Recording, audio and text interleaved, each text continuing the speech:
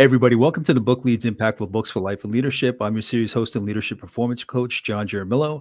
This podcast series is about getting to the books that have impacted the lives and the work and the business of the people in my network. These are all great leads that I'll be interviewing on those books. I want to get to those books that have impacted the most space, the most value in their lives, in their work, in their business. What's left that biggest impression on them? In this particular series, I cover three categories of books. A first one is when they're sharing a book with me that I haven't read. A second one where we're discussing a book that we've both read. The third category is when I've talked to the author and or publisher about a book that they've put out there that they want to get that messaging out to the masses. In this particular episode, my guest is Kevin Palmieri, and Kevin is the founder and co-host of Next Level University podcast. Early in his life, Kevin found success, quote, success, but after a brush with near suicide, he realized he wasn't living a life he truly wanted. He became passionate about self-improvement and decided to make it his purpose in life to impact as many people as possible by becoming a role model, podcaster, and speaker. He has succeeded at making his podcast one of the top 100 with almost 1,700 episodes and 1 million listens in over 170 countries. And he's taken his life to the next level and achieved both personal and professional success in the course of that work. Kevin had caught wind of what I was doing with my series and covering books and getting the stories of my network out there, influential leaders that want to share their messaging, what they've learned along the way, what they want to share here. So, Kevin, thank you so much for joining me. Thank you for having me, John. I appreciate it very, very much. I'm excited. Kevin, so I read the bio. Who are you today? What's the work that you're doing today? Obviously, the bio kind of gives a general overview, but what does it look like in the day-to-day, the work that you're doing today? Yeah, so today I am the host of a podcast and the co-founder of a business that is obsessed with helping people level up their life through holistic self-improvement. So every day I am on a bunch of podcasts. I am coaching people behind the scenes business meetings on how do we help more people. And transparently, John, for me, this was all a dream. And that's why it's weird that I ended up where I ended up. I didn't believe I'd end up where I ended up. But yeah, now I somewhat get to live my dreams because at one point in my life it was a goal to be a full-time podcaster, and now that's my reality. And to understand how you got here, can you give me a walkthrough of your life, your career, particularly at that moment when you enter the workforce, whether it's education, whether it's family? What was it? What did those first couple steps into your career, into your life look like? And then what did that look like from then to now? So I was raised by my mom and my grandmother. I didn't know my dad. I didn't meet my dad with the understanding that he was my dad until I was 27. So obviously that played and still plays a role. I'm not over that. I'm working through that, right? I don't think we ever get over it. We work through it. I realized pretty early in life that I didn't want to go to college. I didn't like school. I wasn't very good at school, and I hated learning. So my dipping my toe into the professional realm was getting a job at a gas station. When I was 17, I started pumping gas. And when all my friends went away to college and were partying and living it up and meeting new people, I was working 40 hours at the gas station and taking home a paycheck. And I think that's where my mindset really started to get stuck. And I know we're going to talk more about that. But from there, I ended up leaving that job, and I was a personal trainer, and I cleaned bathrooms at floors at a hospital, and I was a truck driver and a forklift operator, all these odd jobs that I felt like I was smart enough to do. I never really took any big shots with my career. Eventually, when I was pretty certain that I was going to be a loser and a failure forever, I got a job in a unique industry called weatherization. So we would go into large buildings, and our company made them more energy efficient. I was working on state contracts, so I went from making $15 an hour in construction to anywhere from $60 to $120 an hour at this new job. So in my mind, I just hit the jackpot. This is what I'm going to do forever. And everything I did up to this point was the right decision because now I am quote unquote successful. Yeah. But it was one of those weird things where if you looked at me from the outside when I was 25, I had this high-paying job. I had a sports car. My girlfriend was a model. I was competing in a bodybuilding show, so I was quite literally in the best shape of my life. But internally, I was miserable and unfulfilled and depressed and anxious. And and all those things. Girlfriend ended up leaving me. And that was a very challenging time in my life because I had the identity crisis of, well, who's going to love me? This broken version of Kev, this not confident version of Kev. Who could possibly love a human like this? Instead of working on me, I convinced myself that if I make a boatload of money, even more money than I was already making, my problems would go away. Had the most successful financial year of my life the next year, but it didn't fix the internal stuff. The external success didn't do anything for the internal stuff. Mm-hmm. So I had a conversation with myself where I said, well, for most of my life, especially this past year where I grinded my face off to make money, I've been living unconsciously. I don't know why I'm doing what I'm doing. The opposite of unconscious is hyperconscious. So in 2017, I started a podcast called the Hyperconscious Podcast. And that was where this all started. Then I started hating my job because I know what it takes to get to that level. I don't want to do it again. I don't want to travel. I don't want to pack a bag and leave. I don't want to do it. So I started calling out of work. I started leaving the job sites early, showing up late. And eventually it got to the point where I woke up in a crusty hotel room in New Jersey. And that morning, it was like there was 10 televisions on in my head at the same time. And every single one was on a different station. And it was just lack, not enoughness, not smart enough, you're stuck. And I had a conversation with myself internally, and I said, well, if I just take my life, I won't have to worry about any of this. I won't have to worry about fixing these problems. I won't have to worry about feeling like a loser again. I won't have to worry about any of that stuff. Mm-hmm. Luckily, I had a really good friend who's now my business partner. I reached out to him and explained what was going on, and he helped me reframe that situation. And then I ended up leaving my job in 2018 and then starting this full time.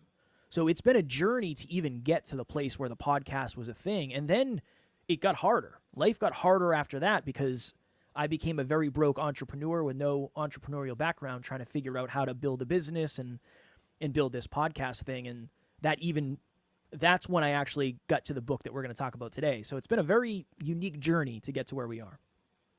So what is that before the book though?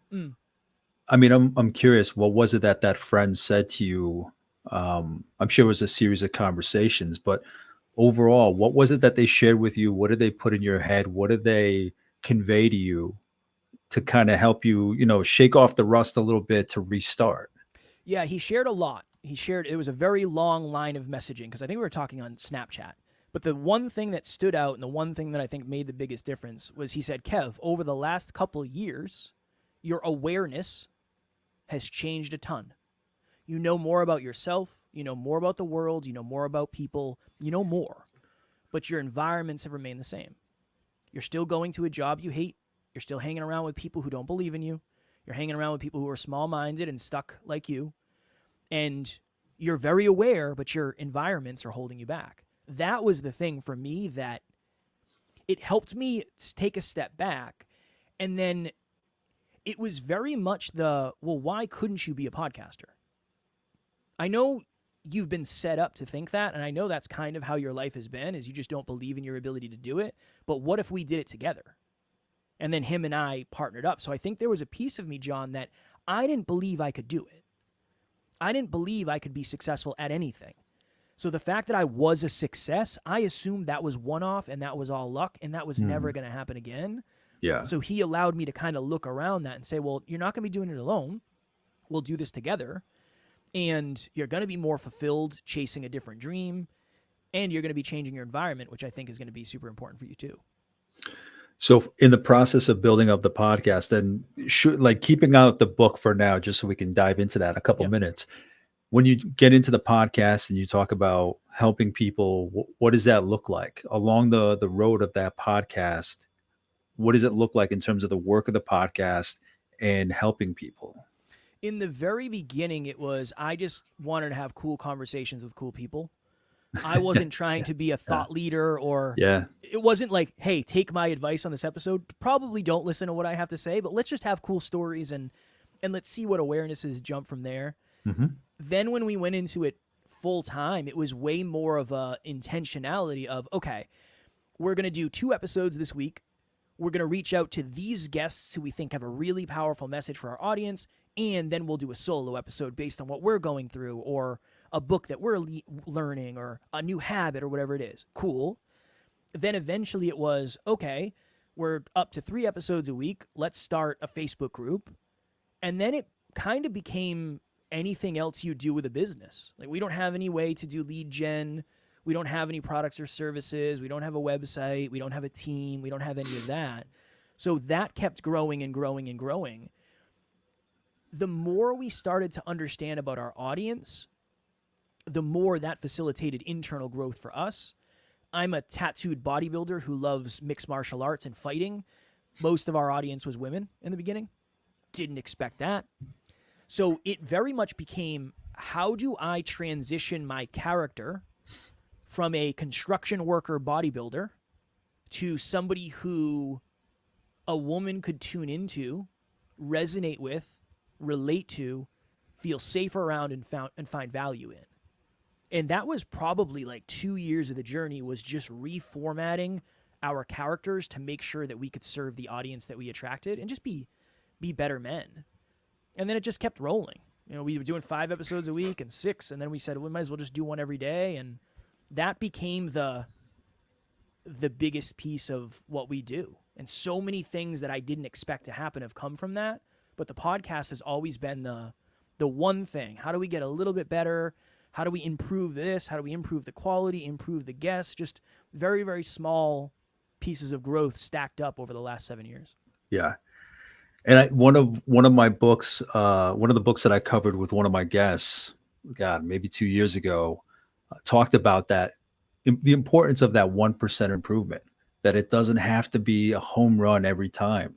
But you know how it is. We're just impatient. We want it all at once. We want that instant gratification, but there's something to be said about just that incremental, even just a 1% improvement, whether it's day to day, month to month, episode to episode, and where it can get you in the end. But I think so many of us, I think, burn out trying to hit those home runs, trying to land those huge projects without kind of, like you said, that's patience you had, of just kind of listening to see what it is you can provide to this particular audience that you wanted to draw in. And I heard how you said you wanted them to feel safe. So that's amazing. But it's incredible how impatient we are and how we want things right away without taking stock of the journey, and how important it is and how rewarding it can be. You know, typically we just see from here to the horizon, the goal. It's usually a big, hairy, audacious goal. That's all we see. And if we fail at that, that's it, the end of the world.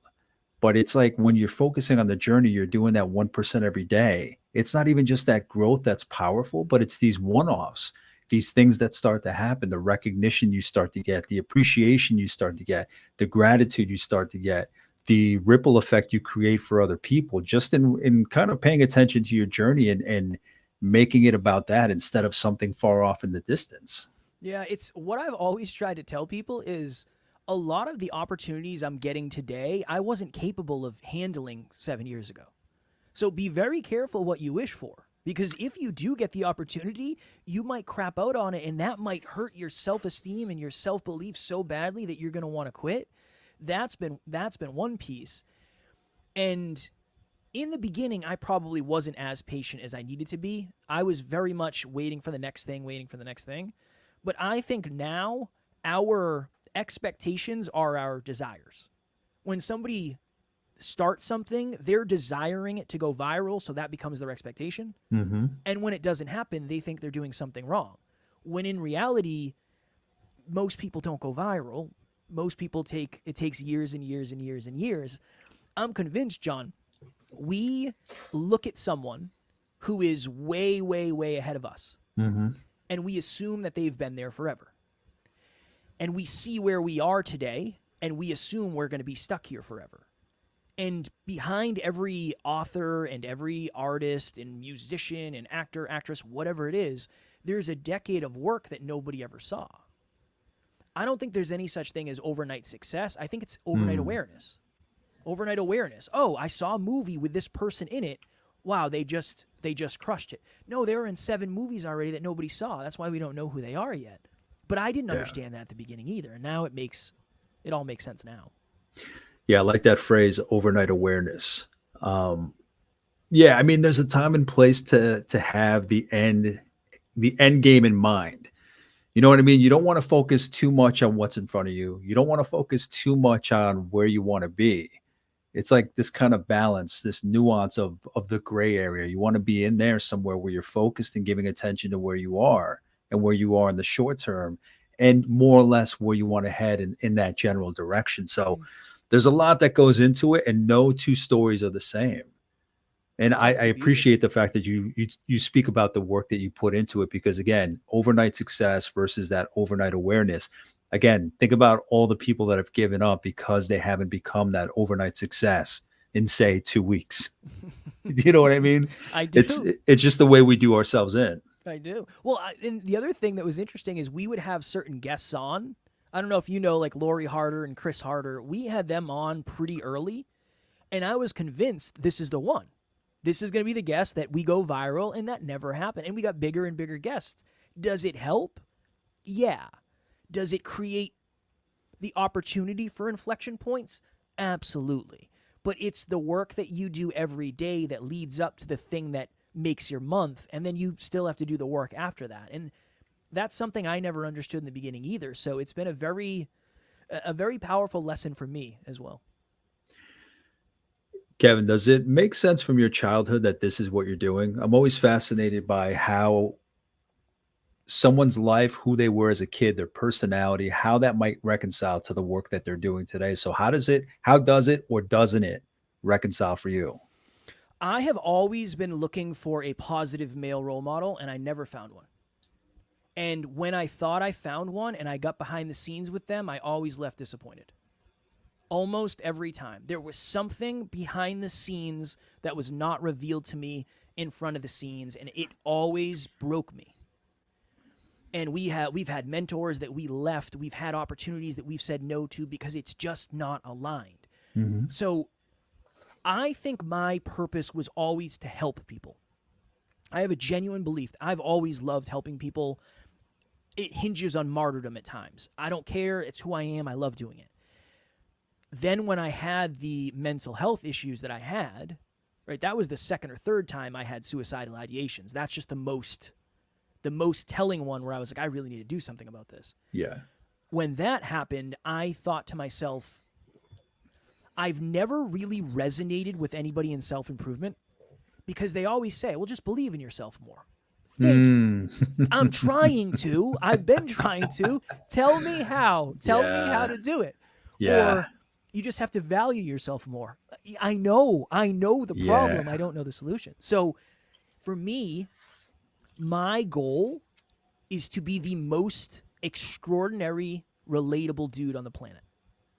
I want people to look and say, I can do that too, whatever that is for them, whatever that version is, because I still struggle with self-belief. I still struggle with self-worth. I still struggle with imposter syndrome. That's stuff I'm working through on the day-to-day. If I had someone like that when I was a child, when I was younger, when I was in high school, a teenager, that came to me and said, Kev, it's okay to be scared, man. Yeah, everybody's scared. I'm scared right now. John's intimidating. John's very smart, very intelligent, very put together. It's okay. You're going to be okay. Just show up as you. Don't ego up when you're scared. That's not the answer. Yeah. Don't be toxic. And you're probably going to do better than you think. If I had someone like that in my corner, I think my life would have looked different. So my childhood 1,000% affected the way that I show up. And this is the interesting thing. When I was 27, I got the opportunity to meet my dad. And when I met my dad, I looked across the table at a man who had never done work on himself. And I had the realization that in this relationship, I am the father. You don't know anything about the world. You don't know anything about yourself. I know more about me than you know about you. And I realized that I had given this power to this person that could not even handle it. He couldn't handle the power and the villainization that I gave to him. So that was a huge unlock for me, realizing that so much of my pain came from that. So yes, it definitely comes from my childhood. Dude, you said so much, man. So many great points. So many great points. And the only reason I kind of chuckled a couple minutes ago when you were talking, it was about when people give you advice of, just believe in yourself, and you're like, yeah, well, no shit. Yeah. I wish I could. It's only because, with the conversation of mental health being at the forefront and seemingly remaining at the forefront, right? The last, not even that long, maybe a couple of years since the pandemic, it's really jumped out there. You have more conversations with people. People are more open. That's part of the reason I started this podcast, was a project that came out of the pandemic. It was hosting events online. That ended when I left the board that I was working on, and I wanted to continue picking people's brains and having these conversations and learning from them. Um, so throughout the pandemic, there have been more conversations. People have been more open with their mental health. I have been with my friends. So I chuckled only because my friends and I sometimes compare those notes of what people will tell us when they hear that I might be going through something, or she might be going through something, or he might be going through something. It's incredible when they tell you, look at what you have, look what you have in front of you, believe in yourself, da da da da. But then again, they haven't been through your shoes. They haven't walked in your shoes. They haven't had your experiences. They haven't had your programming. Here I am, 45 years old. That's, over 40 years of programming in the way that I see life. So when somebody gives you that kind of well-meaning advice, Yeah. that's the only reason I chuckle, is because if it was that safe, none of us would be having these mental health conversations. There's a lot that goes into it. There's a lot of going back and facing it, reprogramming, and then coming forward. And it's an everyday battle. You know what I mean? Like, even what you Yeah. just said, you may feel triggered to bring in your ego to kind of defend yourself, or you may feel imposter syndrome, or may feel like an idiot, or whatever it may be.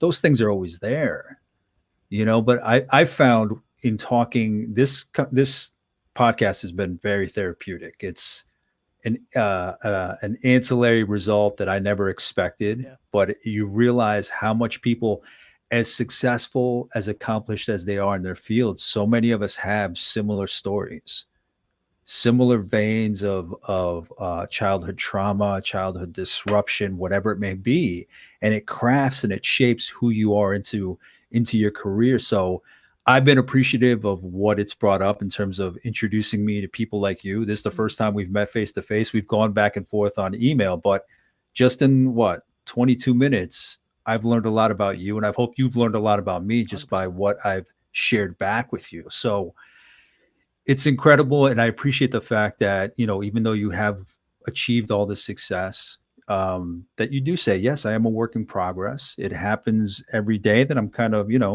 walking through and navigating through these feelings that I'm having. So I think it's important for people, especially men, to have these conversations like you've shared here. I appreciate it. Well, and I have to mirror it back to you because it takes two to tango in a deep conversation, and you have created a safe platform to do that. So I would mirror all that back to you.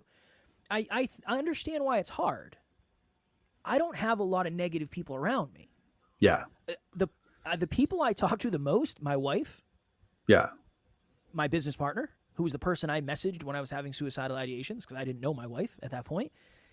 My circle is very small, it's very tight, but it's very positive. And I will never get made fun of by anybody that I care about deeply for having these conversations.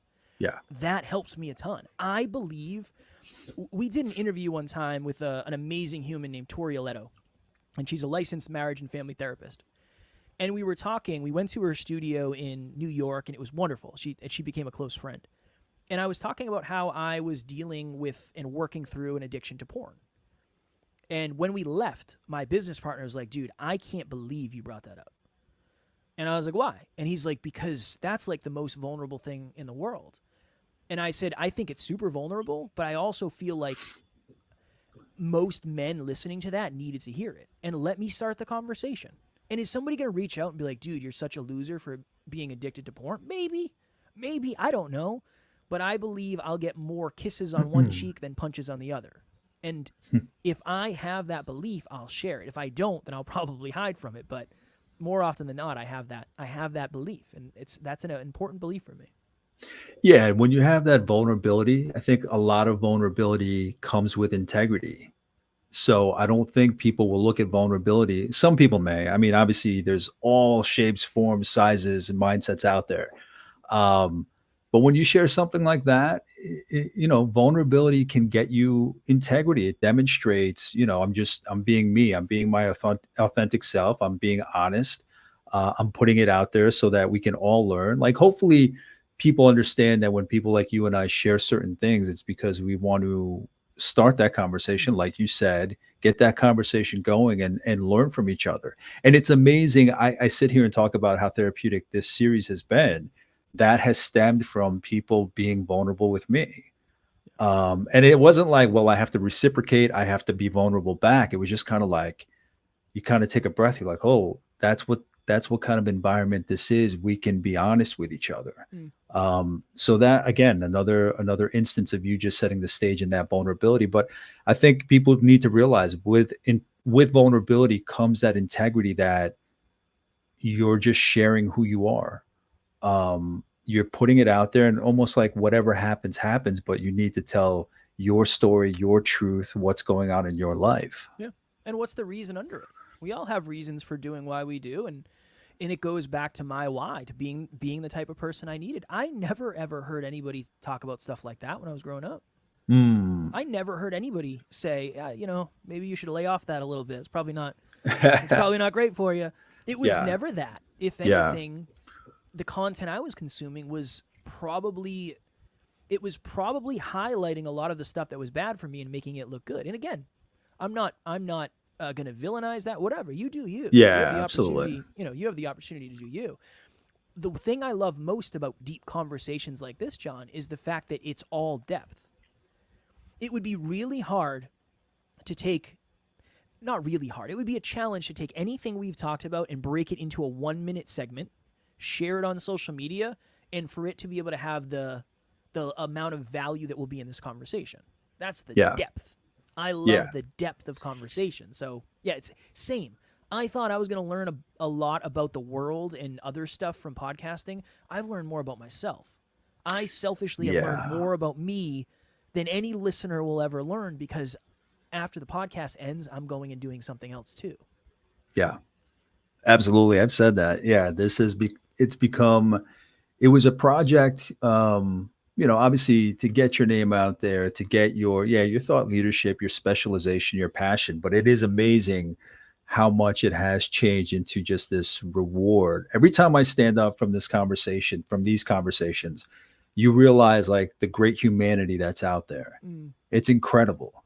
And most of you I haven't met in person. Most of you don't even live in my state. I know you're in New England, but I've spoken to people from around the world.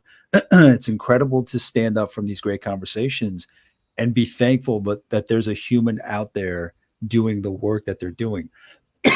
Excuse me. And again, I've never been a quick conversation kind of guy. I've been one of those people that wants to kind of dive in and get to know somebody and get them talking about life. So I appreciate the work you're doing. And yeah, just for having this conversation with me. Of Now, course. Kevin, what does leadership mean to you? What does leadership mean to me? Man, charting the path regardless of the challenges that stand in front of the path, while maintaining alignment with who you aspire to be. That we talk a lot about leading by example. And leading by example is really hard, because if you lead by example, that means you have to do all the things that you say you're going to do. And it's hard to do all the things you say you're going to do. But yeah, that would be my definition. It's easy to lead people if you're willing to go out of alignment. You just say what people want to hear. Yeah. Yeah. You just say what they want to hear and lead them to places they want to go. But if you're staying within alignment, it means admitting when you're wrong. Hey, guys, Yes. that's on me. I set us Yeah. up for failure there. Honestly, I don't know if we could have won based on what I did. That's on me. I take that one. Making sure that people get the love that they deserve. That's one of the hard things about being in my quote-unquote position.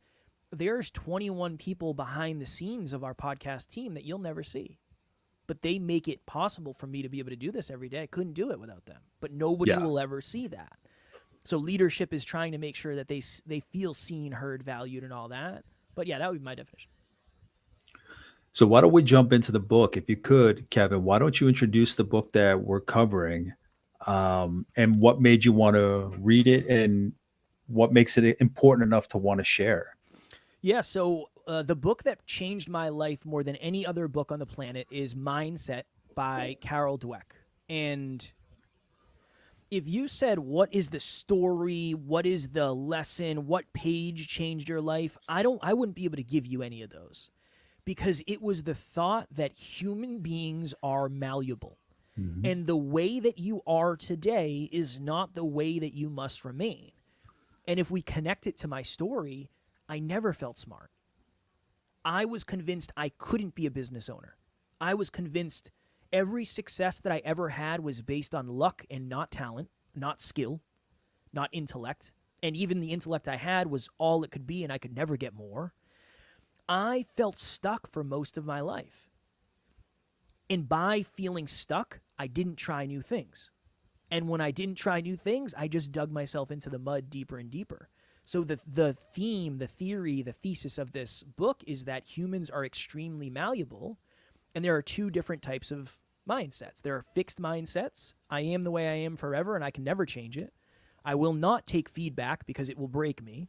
Failure is the worst, and I can't handle it. And then the growth mindset of, I'm not there yet. Mhm. I'm not smart enough yet. And even that one's a fine line, so take that one with a Yeah. grain of salt, right? Yeah. But I'm not there yet.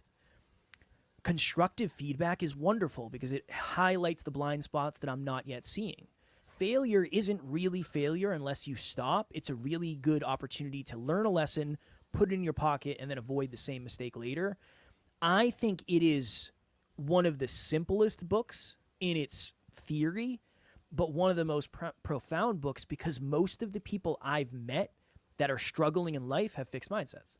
So I think if I could slide this book over to them and say, just read this, and then let's see what you think about yourself after, I feel like it would facilitate a giant change. Yeah, and just like you, I couldn't recall any specific examples from the book, but it is one of those. If you ask me, pick three books that are kind of like your Bibles on how you want to move forward, how you want to approach people, how you want to approach your career, that's definitely one of them. Mm. Uh, Specifically for the reasons that you gave, that fixed mindset versus the growth mindset. Um, and it's chock full of studies. It's chock full of book references. It's chock full of examples from sports to business, to authors, all different people's, all different examples of what one might look like in the fixed mindset versus the growth mindset. Yeah. And just to kind of break down the table of contents, the sections of the book. So it goes through the mindsets, inside the mindsets, the truth about ability and accomplishments. Then it goes into sports, the mindset of a champion, business, mindset and leadership, relationships, mindsets in love or not, parents, teachers, and coaches. Where do mindsets come from? And then changing mindsets. And the book also includes notes and recommended books. Now, Kevin, when it came to reading mindset, Mm. how did you put that into play? How did you come across the book in the first place? And then how did you put it into practice, from what you can remember? How did you put it into practice moving forward? I'm pretty sure it was recommended to me by my business partner. He's always been recommending. The first book I ever read was Rich Dad Poor Dad, Okay. and this is, I'm not joking. This is how I read it. I listened to it on Audible while playing MLB The Show on PlayStation 3, because I was like, this book isn't going to do anything. I had to get some screen time in here. What are we doing? Yeah. That is I remember asking my business partner, what's the point of reading this book? I don't get it. That's how fixed of a mindset I had. So I'm pretty sure he recommended that book to me. And I think it helped me understand that one of the things that was holding me back most from achieving more success was being okay with more perceived failure. I didn't want to take shots. I didn't want to send messages to potential guests because I was so afraid of rejection. I didn't want to give speeches because I didn't think I could do a good job.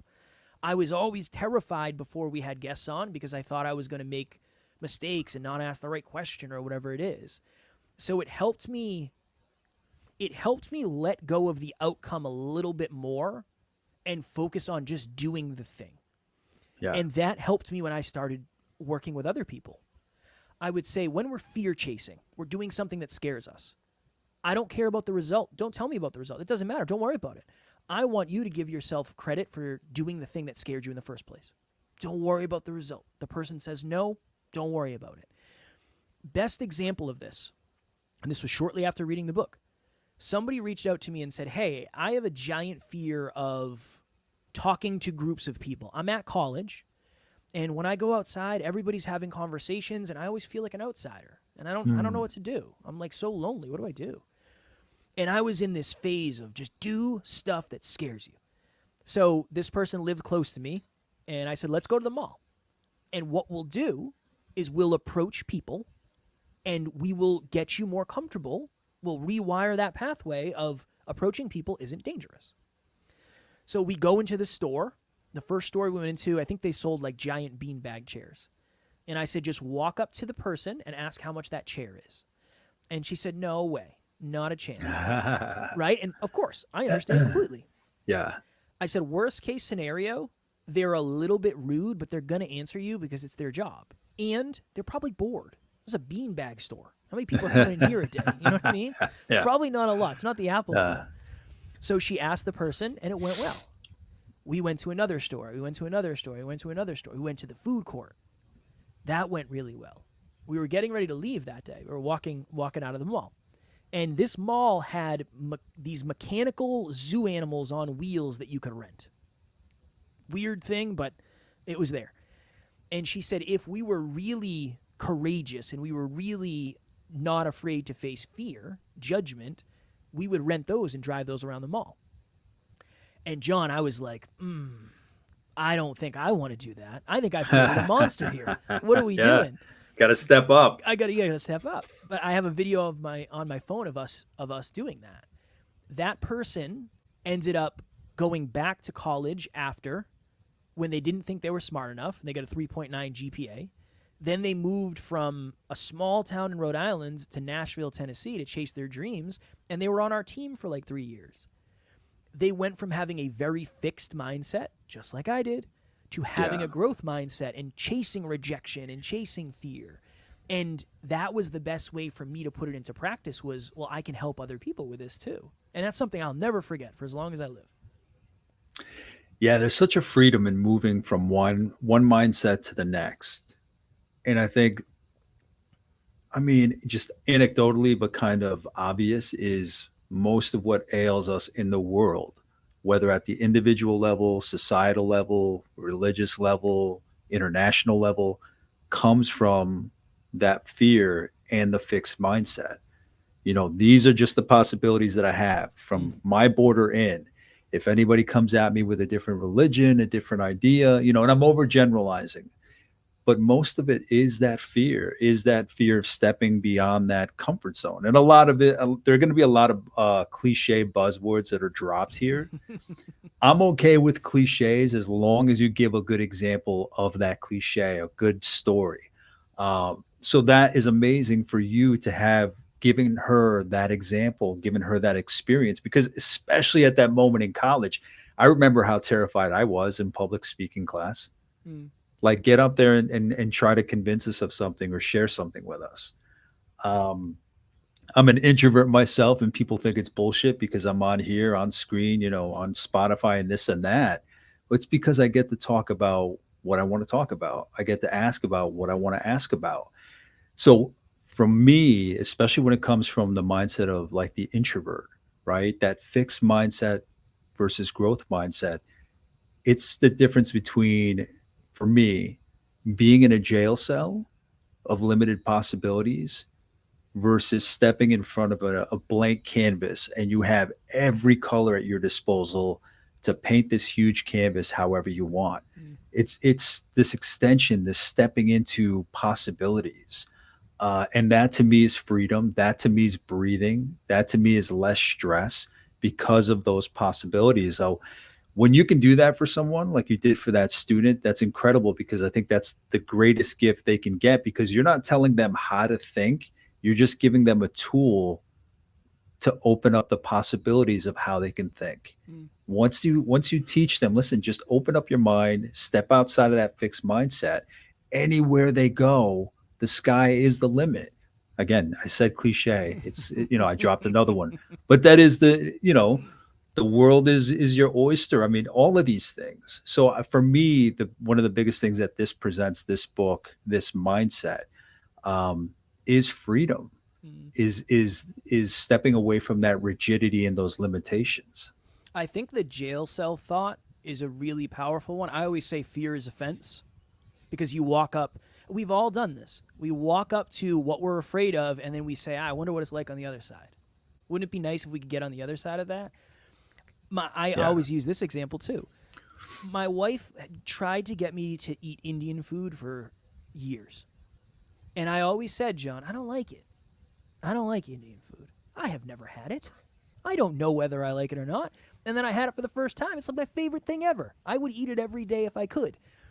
That was me with sushi like 25 Right. years ago. Yeah. Right. I feel like it's everyone with something. They just say, well, Yeah. I don't like that, or I would never like that. It's the same with fears and limiting beliefs. I could never do that. I can't do that. I think the jail cell is a really, really good example of that, because the truth of the matter is many of us are limiting ourselves. I've had people my whole life who believed in me more than I believed in myself. But it didn't matter, because I was like, no, you're wrong. You're right about you. You're wrong about me. Yeah. You don't know what it's like to be me, just like I don't know what it's like to be you. But that's another thing that I took from that is, if you can find someone with a growth mindset that you can put up with, because it can be triggering, right? It can be scary. It can be triggering. Yeah. Right? Somebody that's going to help you, baby steps. You Yeah. can't, not the polar opposite, kind of, Yeah. you got to do it gradually. Yeah. I went with a polar opposite. That's how it worked for me. My business partner is a Shock electrical and value. computer engineer, and he's a genius. It's like, he's the most outgoing person ever. But that helped me so much, because it created opportunities that I never would have had the courage to create for myself. Now, transparently, it also created trauma that I never would have created myself, because I was too far outside of my comfort zone. But I think oftentimes the thing that would benefit us the most is the thing we run fastest away from. And that's my business partner in a nutshell. We're complete opposites, but it's been one of the greatest gifts for me to see the other side of things. And he has the ultimate growth mindset. I had a very fixed mindset. I've been able to move closer and closer and closer to him. And it's been very, very beneficial for me to see what somebody with a growth mindset thinks, does, acts, believes, says, what happens when they take a massive loss and then get up and do it again. It's been very beneficial to see it in real time, paired with emotion, and then the result of that. It's been fascinating for me. Fascinating. Yeah, Kevin. I mean, you've spoken about mentorship. So I think this is one of those key areas where that's one of the best ways to take that step into the growth mindset is mentorship. Even if you have a growth mindset yourself and you're the mentee and you're looking for a mentor, even if you have a growth mindset, they can expand on it based on their knowledge, based on their industry knowledge, whatever it may be. And the other thing that you had mentioned when you said I think you said you stepped into the growth mindset. I think you said something to the effect that you were doing okay, but then there were some moments where some trauma came up. Can you give an example of that, or Oh, what did man. you mean there? Yeah, I got a lot of opportunities so I left my job in 2018. I had $10,000 in the bank. It went faster than I thought it was going to go, John. I thought that would sustain me for a minute. It was about a minute. One of the things we did early on is we flew to Arizona. So I live on the East Coast. We flew to Arizona for a Brendan Burchard event. And I was terrified of flying. I can't fly. I told myself that for a long time. I can't fly. I was terrified of meeting people, because I'm an introvert as well, and I'm always afraid people aren't going to like me. Mm-hmm. So we ended up flying down to Florida to see one of our mentors.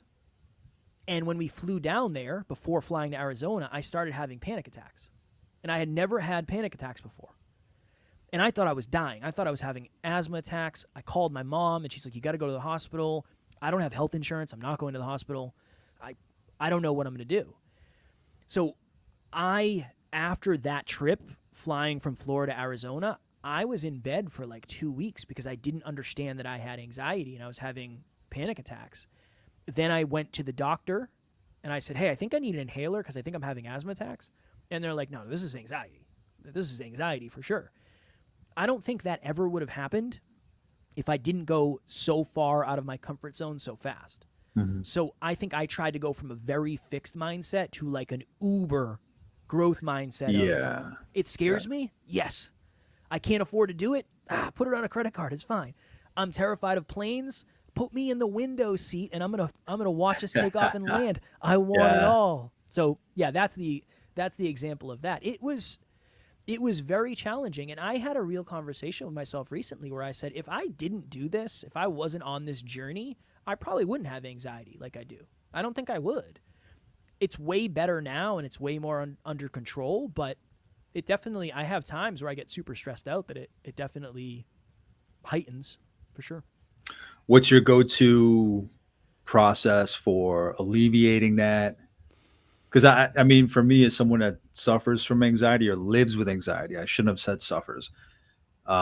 Lives with it. I just think it's part of us. I think it's always going to be there. I think it serves us in a lot of cases. But for you, what was the process? How is it that you kind of get through those moments where you may feel it kind of creeping up on you? Yeah, it's a great question. Exercise is big for me, so I find that if I'm not going to the gym consistently, I start to notice it more. That's a big one. When I don't get enough sleep, it peaks. Mm-hmm. So I focus on trying to get at least 8 hours a night, as hard as it is and as challenging as it is, and as lazy as I feel sometimes when I do. In the moment, recognizing it is always first. For me, and potential trigger warning for anyone who deals with anxiety, it's in my throat. Like, I have the anxiety where it feels like my throat is tight. So I usually say, okay, that's what's happening. We understand that's currently what's going on. Where do you think that's coming from?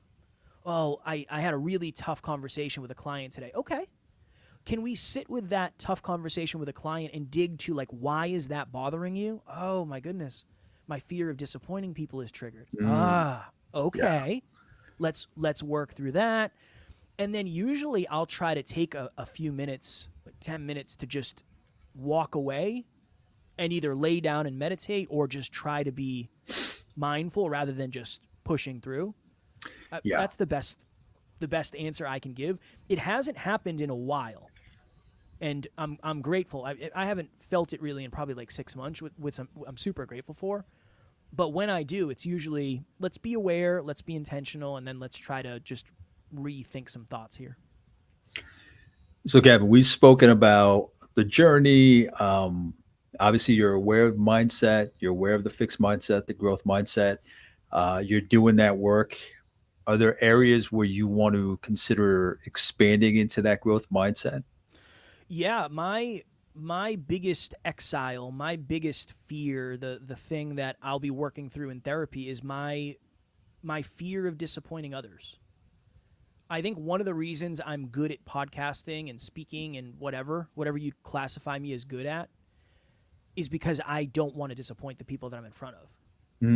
So I told you at the beginning, you said, you have any questions? I said, no, I researched you. I listened to a couple things. I got an idea. One of the reasons is because I'm making sure that I don't disappoint you because of my lack of prep. Because I've been on the other end of that. It doesn't feel great. Yeah. So, yeah. Right. That right now, I'm very much leaning into every time I get an external success, it creates more awareness around an internal trigger. Right now, I am in work on and work through the internal trigger of the deep, deep fear of disappointing people, and then because of that being broken or not good enough. Yeah, I just took my two sons to go see that movie Inside Out 2. Mm-hmm. I don't know if you've seen it, Kevin, at all. Not the second one. My wife and I watched the first one 2 nights ago. Yeah, you guys should check out the one that just came out. Mm, The biggest thing in there is just the representation of anxiety, mm, the representation of how your emotions all play off each other. That's how they played it out in the first one. But now in the second one, introducing anxiety, envy, embarrassment. And it's mostly because the main character whose mind you're watching through the movie is now going into her teenage years. So now there's a whole yeah. bag load of emotional bullshit that we have to deal with at that age. Um, so it's interesting seeing all these emotions. It's incredible how they nailed it. Yeah.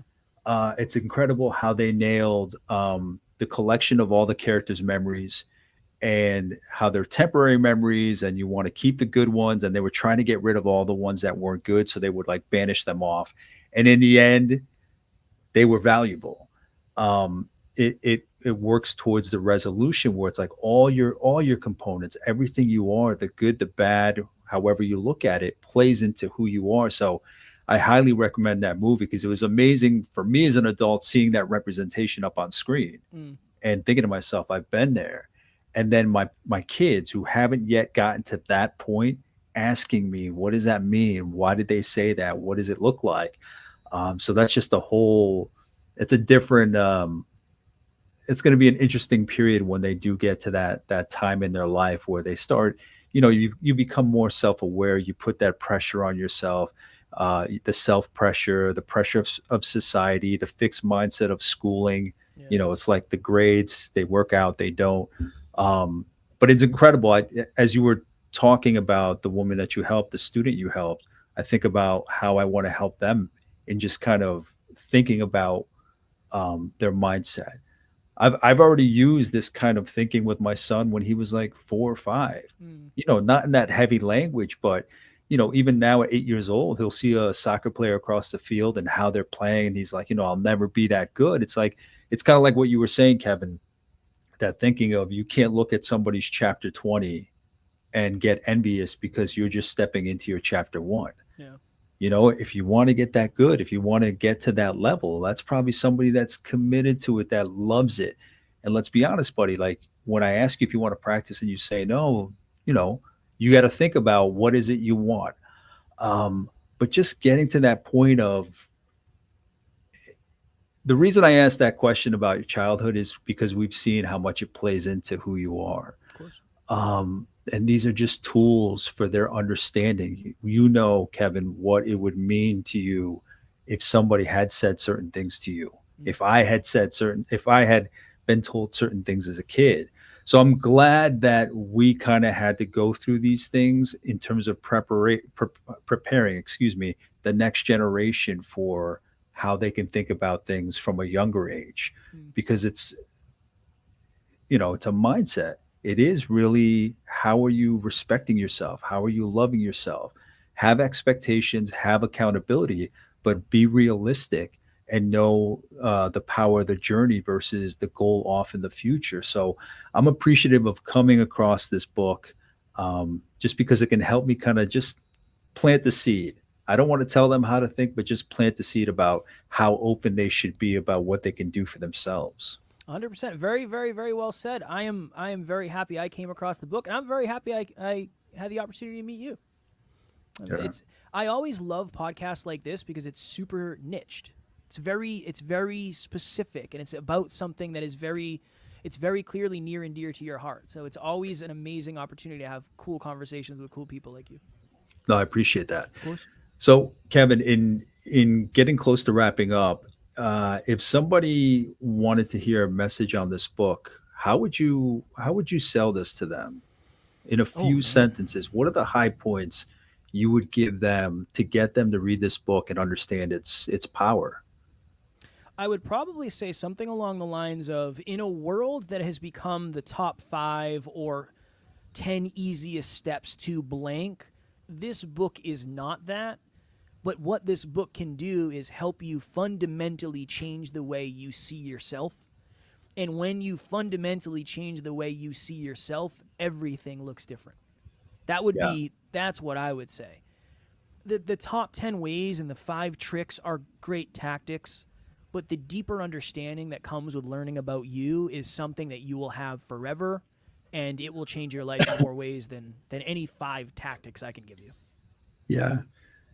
Yeah, it's amazing all these lists that you see. I mean, you can take certain things here and there, but if you don't understand yourself, if you haven't studied yourself, if you haven't listened to yourself, none of that stuff can help you without really understanding your core foundation. Yeah. Well, I mean, John, you should just believe in yourself more. That's all. Just believe in yourself more, and next time you're feeling anxious, just don't.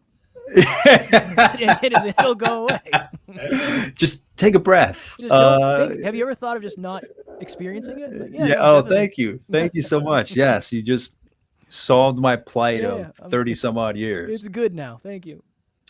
Now, Kevin, in wrapping up, is there anything that you want to share about what you're up to? Anything you want to share with this audience? Anything I might not have asked that you want to put out there? The floor is yours. The questions were great. I love the childhood question. No, we have a podcast. It's all about self-improvement. So after you binge all of John's content, if you're looking for more, it's called Next Level University. We have conversations on holistic self-improvement. So a lot of what I talked about today is what we kind of talk about on the podcast. So yeah, other than that, we're going to try to get better every day. We're going to try to grow every day, be better leaders, better men, better husbands, or husband and partner, since my business partner's not married yet. And I hope you do the same, because I think you'll make yourself proud. And when you make yourself proud, that's a really cool life. It's a really valuable life to have when you're making yourself really proud every day. Kevin, where do you think that that drive to serve others for you comes from? I think it probably started from significance, if I'm being honest, in the beginning. And then now it's a responsibility. Yeah. For me, I feel the responsibility because somebody asked me, why are you and Alan trying to do what you're trying to do? Like, I want to have the most successful in terms of impact self-improvement on podcast on the planet. And I said, because I genuinely think we can. Yeah. And when you think you can, it's not about whether or not you want to. It becomes more of a responsibility. So it's that I'm the most fulfilled I've ever been doing it. So that's a really good lesson for me. And I believe all of the work and all of the struggle and all the sacrifice will be worth it. If I get to a point where I don't think it'll be worth it, then I will rethink how I want to exist as a human. But yeah, it's those things for me. Yeah, it's interesting because you had spoken about how you didn't want to let people down. That's most of your life. Most of your life, that's the way you've approached it. You don't want to let somebody down, and it's amazing. And I'm sorry, I remember this last point before letting you go. It's amazing conversations I've had in the past with people that were reformed people pleasers. But the thing is, they were still people pleasers, but for a different reason. So where they wanted to serve others, they wanted to help others. Maybe in the past, it was because they didn't want to let them down. They didn't want to seem like they didn't know what they were talking about. They wanted to please others. And they still do. They still do want to please others. But now in their transformation, in their maturing, in their self-discovery, they're still pleasing other people. They're still serving other people, but for a different reason. Now there's a different fire, a different motivation behind it. So I always like bringing that up when I talk to someone who talks about their fear of not being able to be good enough for somebody or wanting to come through for other people. So I think it's powerful when somebody can serve others from that standpoint. It's not from that state of mind that I had before where it was out of fear, but now it's out of abundance, if you will. 100%. Yeah, and it's about being the change that you want to see. Again, a cliche. I know it's a cliche one, right? No, but it's true. And you get to a certain point in your life where you understand what that means. Yes. Yeah. So you hear it, you're like, okay, Gandhi, whatever. But then you get to a certain point. Maybe it's when you have your own crisis, when you have your own trauma, when you have your own experiences, where you recognize if you're in that fixed mindset and you're not happy, you need a change. If nothing in your environment is that change, then that change has to be you. You have to step out, create something. We can go on and on about this conversation.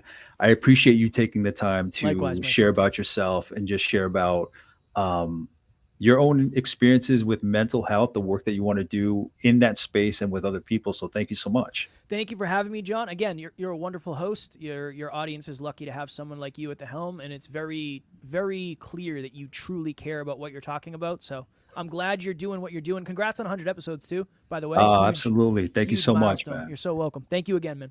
Thank you for that. And again, the book that we covered with Kevin today, Mindset, The New Psychology of Success by Carol Dweck. If there's anything that I might have missed with Kevin, anything that I should have asked, we're limited on time. I could keep him here all day, but I keep going on these tangents. If there's anything you feel that I should have asked, could have asked, please let me know. I'll reach out to him and see what kind of insights, information, knowledge, guidance, any of it I can get back. In the meantime, thank you for watching. Thank you for listening, and I'll talk to you soon. Take care. Bye.